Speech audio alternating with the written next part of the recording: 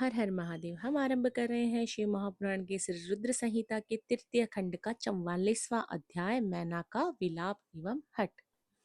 ब्रह्मा जी बोले, नारद, जब हिमालय पत्नी मैना को होश आया तब वे बड़ी दुखी थी और रोए जा रही थी। उनका जोर जोर से दहाड़े मार मार कर रोना रुकने का नाम ही नहीं ले रहा था। वे रोते हुए अपने पुत्रों पुत्री तथा अपने पति गिरिराज हिमालय सहित देवर्षि नारद व सप्तऋषियों की निंदा करते हुए उन्हें कोस रही थी। मैना बोली, हे नारद मुनि, आपने ही हमारे घर आकर यह कहा था कि शिवा शिव का वरण करेगी। तुम्हारी बातों को मानकर हम सब ने अपनी पुत्री पार्वती को भगवान शिव की तपस्या करने के लिए वनों में भेज दिया। मेरे बेटे ने अपने तप के द्वारा सभी को प्रसन्न कर लिया। उसने ऐसी तपस्या की जो कि बड़े बड़े ऋषि मुनियों के लिए भी कठिन है, परंतु इसकी इतनी पूजा आराधना का यह फल उसे मिला जो कि देखने में भी दुख देने वाला है। इसे देखकर हमें अत्यंत दुख और भय प्राप्त हुआ। हे भगवान, मैं क्या करूं, कहाँ जाऊं भला? कौन मुझे इस असह्य दुख से छुटकारा दिला सकता है?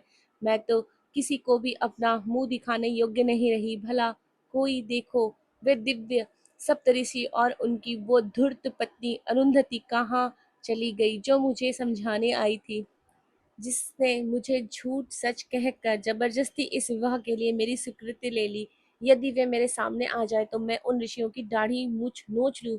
हाय, मेरा तो सब कुछ लुट गया, मैं तो पूरी तरह बर्बाद हो गई। यह कहकर मैना अपनी पुत्री पार्वती से बोली, तूने हमसे कौन सा जन्म का बदला लिया है? तूने यह क्या कार्य कर दिया जो तेरे माता पिता के लिए अत्यंत दुख का कारण बन गया? इस प्रकार मैना पार्वती को खूब खरी खोटी सुनाने लगी। वह कहने लगी कि ना समझ, तूने सोने के बदले कांच खरीद लिया, सुंदर सुगंधित चंदन को छोड़कर अपने शरीर पर कीचड़ का लेप कर लिया। यह मूर्खा तो यह भी नहीं समझती कि इसने हंस को उड़ाकर उसके स्थान पर कौवे को पाल लिया है। गंगा जल, जिसे सबसे पवित्र समझा जाता है, उसको फेंककर कुएं के जल को पी लिया। उजाले को पाने की चाह लेकर उसके स्रोत सूर्य को छोड़कर जुगनू को पकड़ने के लिए दौड़ रही है। चावल के भूसे को रखकर अच्छे चावलों को फेंक रही है। बेटी, तूने हमारा कुल के यश का सर्वनाश करने की इच्छा कर ली है, तभी तो मंगलमयी विभूति को फेंककर घर में चिता की अमंगलकारी राख को लाना चाहती है। जानवरों के शिरोमोर सिंह को त्याग कर सियार के पीछे पड़ी है। पार्वती, तूने बड़ी भारी मूर्खता कर दी, जो सूर्य, चंद्रमा, श्री हरि विष्णु और देवराज इंद्र जैसे सुंदर सर्वगुण संपन्न परम परमेश्वर और वैभव के स्वामियों को छोड़कर दुष्ट नारद की बातों में आकर महाकुरूप शिव के लिए रात दिन वनों की खाक छानती रही और घोर तपस्या करती रही। तुझे तेरी बुद्धि, तेरे रूप तथा तेरी सहायता करने वाले प्रत्येक उस मनुष्य को धिक्कार है जिसने तुझे गलत राह पर चलने में मदद की। हमको भी धिक्कार है जो मैंने और तेरे पिता ने तुझे जन्म दिया। सुबुद्धि देने वाले उन सप्तऋषियों को भी मैं धिक्कारती हूँ, उन जिन्होंने गलत उपदेश देकर मुझे गलत रास्ते पर लाकर खड़ा कर दिया। उन्होंने तो मेरा घर जलाने का पूरा प्रबंध कर दिया है, मेरे कुल को सर्वनाश करने की कगार पर ले आए हैं। पार्वती, मैंने तुझे कितना समझाया पर तू अपनी जिद पर अड़ी रही। पर अब और नहीं, अब मैं तेरा एक भी नहीं सुनूंगी। मैं तो अभी तुझे मार डालूंगी। तुझे जीवित रखने का अब कोई प्रयोजन नहीं है। तुझे मारकर खुद की जीवन लीला भी समाप्त कर दूंगी, भले ही मुझे नरक का भागी क्यों ना बनना पड़े। मेरा दिल करता है कि मैं तेरा सिर काट दूं, तेरे शरीर के टुकड़े टुकड़े कर दूं, तुझे छोड़कर कहीं चली जाऊं। यह कहकर देवी मैना मूर्छित होकर फर्श पर गिर गई। तब उस समय उनकी ऐसी हालत देखकर सभी देवता उन्हें समझाने के लिए उनके पास आए। सबसे पहले मैं, ब्रह्मा, उनके पास पहुंचा। तब मुझे देखकर, नारद, तुमने कहा, देवी, आपको इस बात का ज्ञान नहीं कि शिवजी बहुत सुंदर है। अभी तुमने उनका सही स्वरूप देखा ही कहाँ है।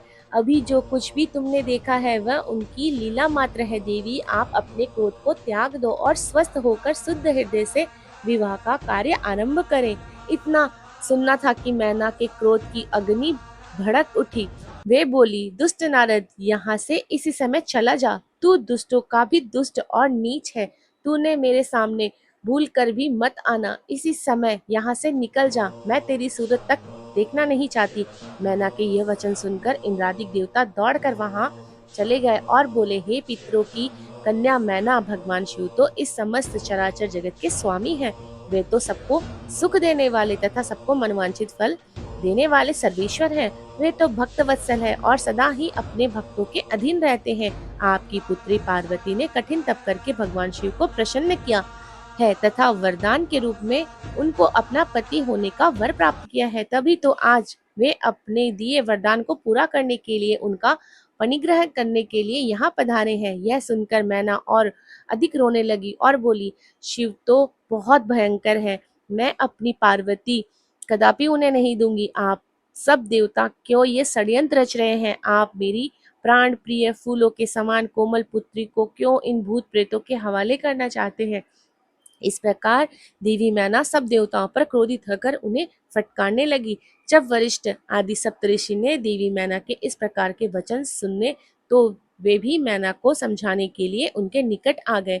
तब वे बोले, हे पितरों की कन्या मैना, हम तो तुम्हारा कार्य सिद्ध करने के लिए यहाँ आए हैं। भगवान शिव का दर्शन तो सभी पापों का नाश करने वाला है और यहाँ तो वे स्वयं आपके घर पधारे हैं। इस बात को सुनकर भी देवी मैना को कोई संतोष नहीं हुआ।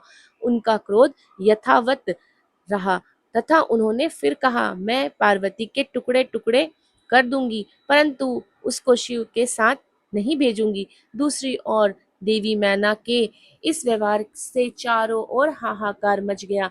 तब सैलराज हिमालय को मैना के इस व्यवहार की सूचना मिली तो वे फौरन दौड़ते हुए अपनी पत्नी के पास आ गए और बोले, हे प्रिय, तुम इतनी क्रोधित क्यों हो रही हो? देखो हमारे घर में कौन कौन से महात्मा पधारे हैं और तुम इनका अपमान कर रही हो। तुम भगवान शंकर के भयानक रूप को देखकर भयभीत हो गई हो। देवी, वे तो सर्वेश्वर हैं। भय का कारण छोड़कर उनके मंगलमय रूप का दर्शन करो। विवाह के शुभ कार्यों को का शुभारंभ करो। अपने हठ को छोड़ो और क्रोध का त्याग कर शिव पार्वती विवाह के मंगलमय कार्यों को संपन्न करो। देवी, तुम जानती हो कि भगवान शिव अनुपम लीलाएं करते हैं, यह भी उनकी लीला का एक भाग है। अतः तुम अपने मन से डर को दूर करके यथाशीघ्र पूर्ववत कार्य करो। सैलराज हिमालय के यह वचन सुनकर उनकी पत्नी मैना अत्यंत क्रोधित हो गई और बोली, हे स्वामी, आप ऐसा कीजिए कि पार्वती के गले में रस्सी बांधकर उसे पर्वत से नीचे गिरा दीजिए या फिर उसे समुद्र में डुबो दीजिए। चाहे कुछ भी करके उसकी जीवन लीला समाप्त कर दीजिए। मैं आपको कुछ नहीं कहूंगी, परंतु मैं पार्वती का हाथ किसी भी परिस्थिति में शिव को नहीं दूंगी। यदि फिर भी आप अपने हठ पूर्वक पार्वती का विवाह शिव से करने की ठान ली है तो मैं अपने प्राणों को त्याग दूंगी। अपनी माता मैना के ऐसे वचन सुनकर पार्वती उनके करीब आकर बोली, माता, आप तो ज्ञान की प्रतिमूर्ति हैं, आप सदा ही धर्म के पथ का अनुसरण करने वाली हैं। भला आज ऐसा क्या हो गया जो आप धर्म के मार्ग से विमुख हो गई हैं? हे माते, महादेव जी तो देवों के देव हैं, वे निर्गुण निराकार हैं, वे तो परम परम ब्रह्म परमात्मा है, वे सबके सर्वेश्वर हैं।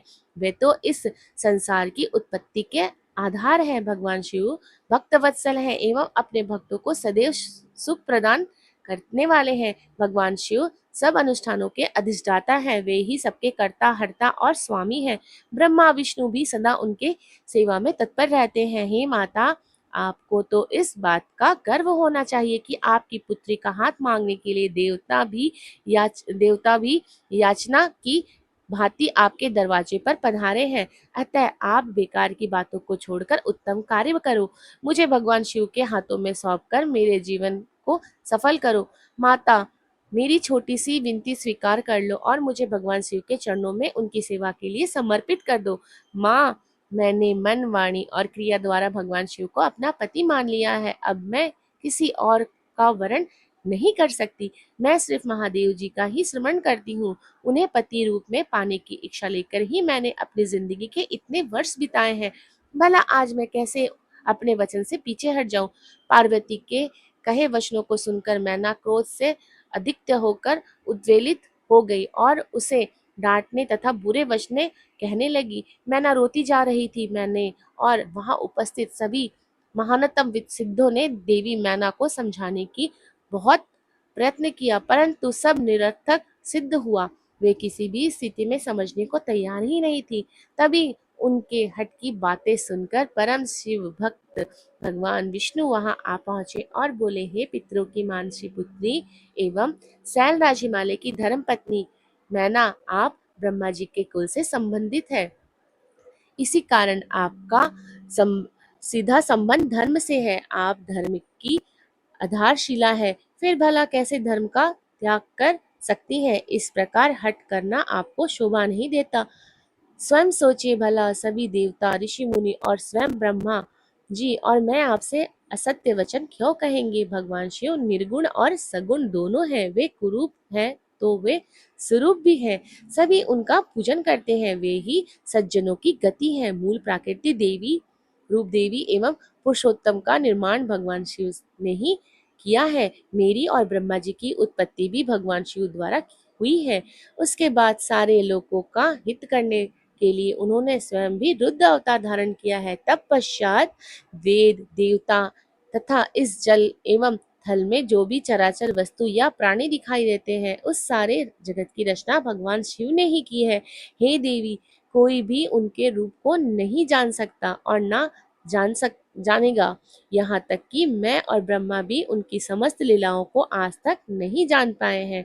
इस संसार में जो कुछ भी विद्यमान है वह भगवान शिव का ही स्वरूप है। यह तो भगवान शिव की माया है जो वे स्वयं आपको अपना रूप इस प्रकार दिखा रहे हैं। देवी, आप सब कुछ भूलकर सच्चे मन से शिव जी का स्मरण करके उनके चरणों में अपना ध्यान लगाइए। आपके सारे दुख और कलेश मिट जाएंगे और आपको परम सुख की प्राप्ति होगी। श्री हरि विष्णु द्वारा जब मैना को इस प्रकार समझाया गया तो देवी मैना का क्रोध कुछ कम हुआ। वस्तुतः शिव जी की माया से मोहित होने के कारण वे सब कर रही थी। कुछ शांत होने पर उन्होंने कुछ देर मन में विचार किया। तत्पश्चात मैना श्री हरि विष्णु से बोली, प्रभु, मैं आपकी हर बात समझ गई हूँ। मैं यह भी जानती हूँ कि भगवान शिव सर्वेश्वर है और इस जगत के कण कण में व्याप्त है। मैं आपकी इच्छा अनुसार भगवान शिव को अपनी पुत्री सौंप सकती हूँ, पर मेरी एक शर्त है। तब विष्णु जी के अनुग्रह करने पर देवी मैना ने कहा, यदि महादेव जी सुंदर शरीर धारण कर ले तो मैं सहर्ष अपनी पुत्री का विवाह उनसे कर दूंगी। ऐसा कहकर देवी मैना चुप हो गई। धन्य है भक्तवत्सल त्रिलोकीनाथ भगवान शिव की माया, जो सबको मोह में डालने वाली है।